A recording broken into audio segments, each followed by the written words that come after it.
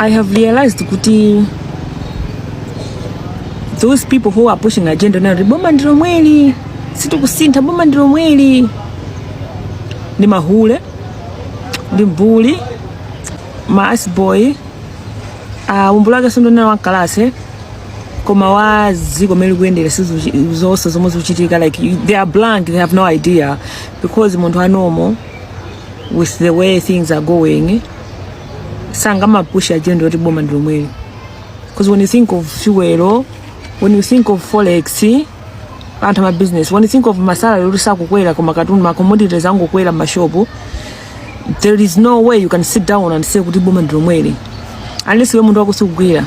So those people who are saying boma ndilo mweli situ kusinta this and that, ndi mbulo sizuzazo mwazi uchitika juwe kuno ndishani ananjoka like kuti akakazimai, they just open their legs for them to get things done. They don't really struggle on the street like normal people do.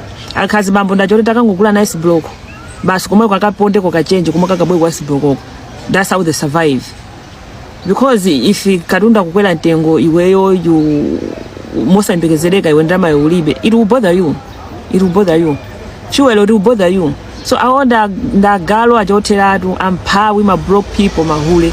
Those are the people they're pushing agenda in the bomb and room.